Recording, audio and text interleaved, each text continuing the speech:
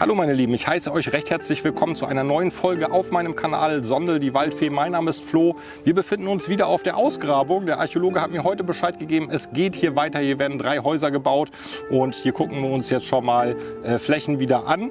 Mit der ersten von 3 bin ich fast durch. Es gab hier schon einige schöne Funde, ein paar alte, mittelalterliche Silbermünzen zum Beispiel. Die sind aber schon sehr filigran und brüchig. Von daher habe ich euch das nicht gezeigt. Mosketenkugeln, Knöpfe. Hier haben wir jetzt noch mal eine kleine schöne Schnalle finden können und ich bin gespannt, was in Planung Nummer 2 und Planung Nummer 3 noch geht.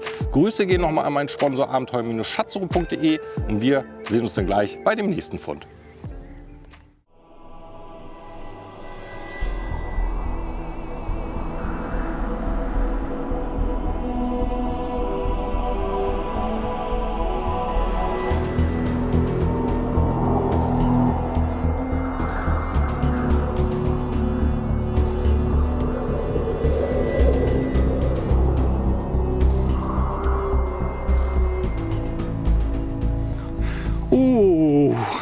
Ich bin mit Planung 1 jetzt echt der letzte Schritt quasi. Oh Leute, ey. Wahnsinn. So ein geiler Fund. Ich habe noch eine Kreuzemaillenfibel gefunden aus dem Mittelalter. Oh, ein Knaller. Ein echter Knaller, ey. Wahnsinn. Guckt euch das mal an, bitte. Ist natürlich jetzt noch sehr verdreckt, aber oh, was ein schöner Fund. Mittelalter, ja, geil. So, da sind wir auch schon mit dem ersten Fund hier, den wir zusammen in dieser Folge machen konnten im Studio. Und es ist gleich ein richtiger Knaller, eine sogenannte Kreuzemailfibel aus dem frühen Mittelalter. Und zwar datiert die so ungefähr 800 nach Christus, also gute 1200 Jahre alt. Und ihr müsst euch das vorstellen, im Endeffekt wie die Sicherheitsnadel des Mittelalters. Also da wurden Gewänder mit verschlossen. Wir gucken mal kurz drauf.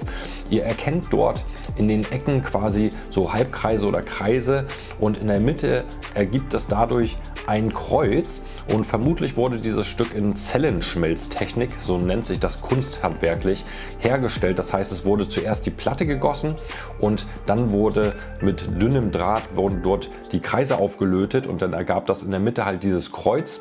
Die Kreise sind meist bei meinen Stücken mit schwarzer Emaille gefüllt worden und ich vermute, das Kreuz war ursprünglich mal mit roter Emaille gefüllt, dass das sich nochmal so richtig hervorhob und ist auch ein Zeichen der frühen Christianisierung hier im norddeutschen Raum. Also ein richtig interessanter Fund.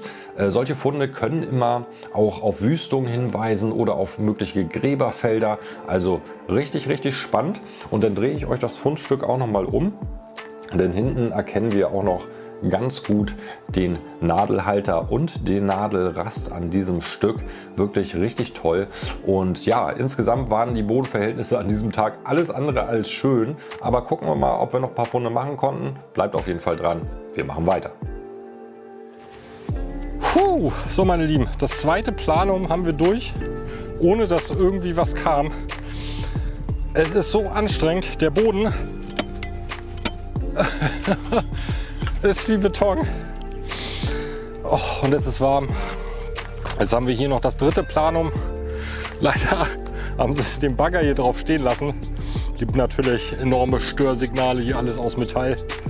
Aber ich fange jetzt mal an, hier nochmal abzusuchen.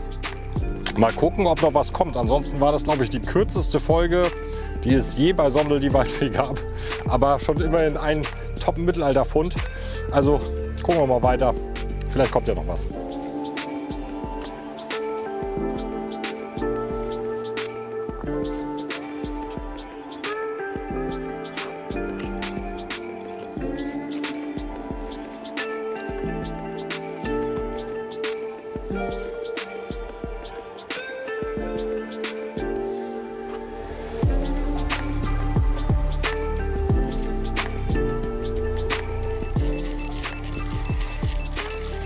Wir haben hier tatsächlich ein schönes 76er.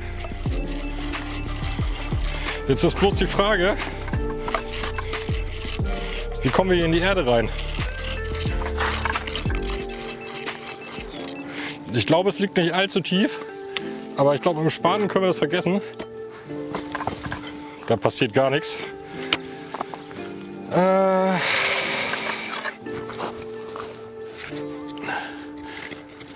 Dafür ist das Grabungsmesser immer ganz gut, um da so ein bisschen rumzuprokeln. Aber wir müssen natürlich aufpassen, dass wir hier die Funde nicht beschädigen. Und ansonsten habe ich auch noch eine Kelle dabei. Damit kann man dann diese harte obere Schicht immer noch ganz gut wegkratzen.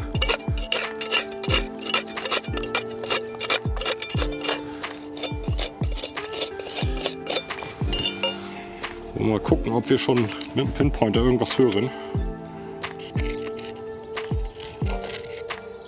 Weiter hier oben.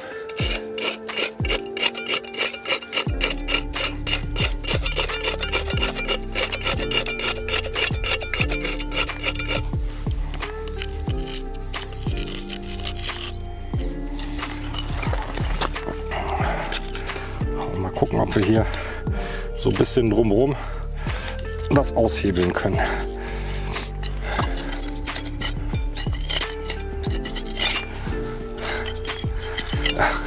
So geht das den ganzen Tag heute.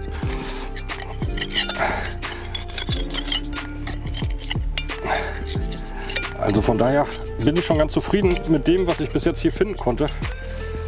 Oh, diese Verhältnisse zum Graben sind echt eine Katastrophe.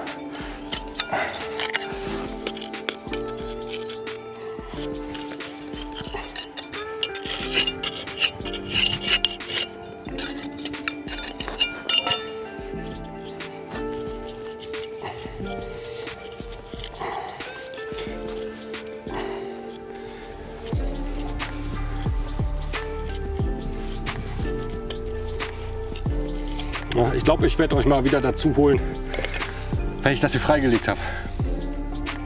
Ja, da seht ihr das Ergebnis liegen. Der ganze Aufwand für eine Musketenkugel. Aber die will auch gefunden werden. Ja, messe ich auch mal ein. Und dann gucken wir weiter. Nicht weit entfernt haben wir das nächste oberflächliche 76er Signal. Ja, machen wir uns mal wieder dran ans Freilegen. Ich glaube ja fast, dass es die nächste Musketenkugel sein könnte.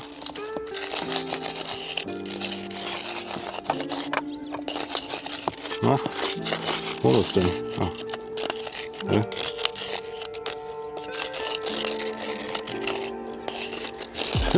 Man hört hier gar nichts.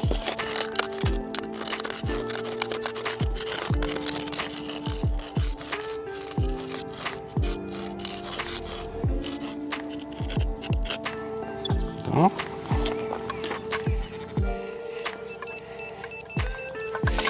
Das kommt gut hin. Oh Gott.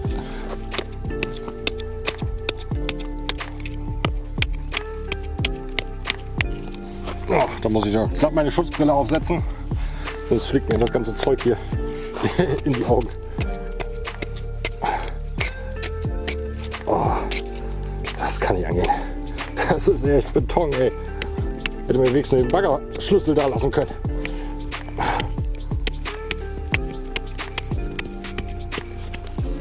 Oh, wo soll denn das sein hier? Das gibt's doch gar nicht.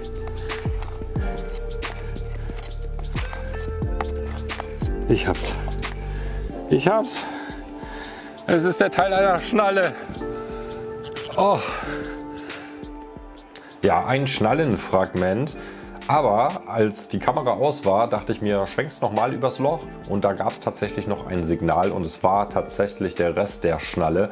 Wir gucken mal kurz drauf, es ist keine besondere Schnalle. Aber an diesem Tag habe ich mich wirklich über jeden Fund gefreut. Ich habe noch mit dem Baggerfahrer gesprochen und der sagte, selbst er mit dem Bagger, der ja wirklich schon eine Menge Power hat, hatte Probleme dort in den Boden zu kommen. Dann könnt ihr euch ja vorstellen, wie das händisch ist, dort quasi zu versuchen, die Funde aus dem Boden zu bekommen. Also wirklich keine leichte Aufgabe an diesem Tag.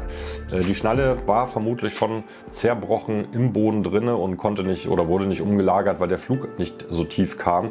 Da war ja schon eine Menge Material abgezogen worden durch den Bagger. Und dann hatte ich euch am Anfang gesagt, dass wir auch ein paar Münzen gefunden haben. Und eine davon möchte ich euch kurz einmal zeigen. Eine spätmittelalterliche Silbermünze, würde ich sagen. Ich habe sie jetzt allerdings noch nicht bestimmt und da haben wir ein etwas größeres Fragment und dann so ein ganz kleines Bruchstück. Mal gucken, ob ich das da irgendwie nebengestellt bekomme. Also sehr, sehr filigran und brüchig, wie ich schon am Anfang sagte, diese Silbermünzen. So wird es, glaube ich, gehen.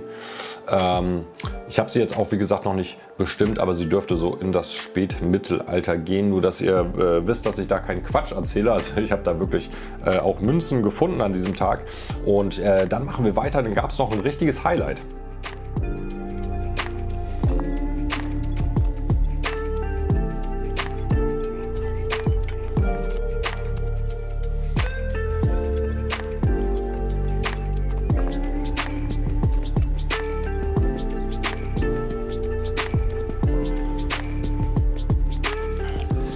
Meine Lieben, nach einer Menge Arbeit konnte ich den nächsten guten Fund machen. Ich glaube, es handelt sich um einen Riemenbeschlag, vielleicht sogar ein Endstück. Und das Ganze ist figürlich verziert, also es ist ein Gesicht drauf abgebildet. Das gucken wir uns gleich mal im Studio an. Und ich könnte mir vorstellen, das ist auch hier für die Archäologen interessant. Ich weiß gar nicht, was für eine Zeitstellung das ist, aber gucken wir gleich mal im Studio auf diesen Fund drauf.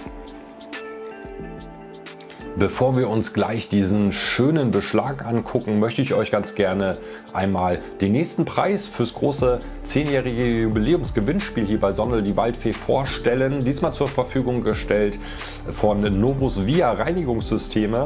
Vielen Dank, Jörg, nochmal, dass du diesen Preis hier zur Verfügung stellst. Und zwar handelt es sich dabei unter anderem um ein Silbermünzen-Reinigungsgel, eine Gel Coin Polish, also eine Politur quasi für diese Silbermünzen.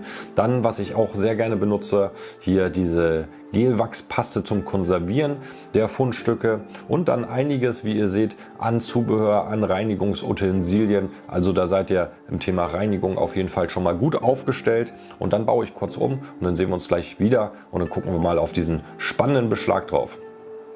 Ja, da haben wir zum Schluss nochmal einen richtigen Knaller wiederfinden können. Diesen Beschlag mit einem Gesicht. Und nach der Reinigung kamen da noch viele kleine Details zum Vorschein. Ich sagte ja, es könnte vielleicht ein Gürtelbeschlag sein oder vielleicht sogar eine Art Riemenzunge. Aber mein Archäologe war da noch ein bisschen anderer Meinung. Wir gucken erstmal kurz auf das Stück drauf. Ich hoffe, es bleibt jetzt hier auch so einigermaßen stehen. Ja, tut es. Und zwar sehen wir dort, wie gesagt, das Gesicht, eine relativ breite Nase und unten kann man noch so mit feinen Linien dargestellt einen Bart erkennen und auch an der Seite scheint ein Bart vorhanden zu sein und oben erinnert mich das Ganze doch sehr stark an eine Krone und mein Archäologe sagt, es könnte vielleicht auch eine Art Holzbeschlag von einem Holzkreuz oder ähnliches sein, also vielleicht auch hier irgendwas Christliches und in dem Fall dann vielleicht sogar eine Jesus-Darstellung sein.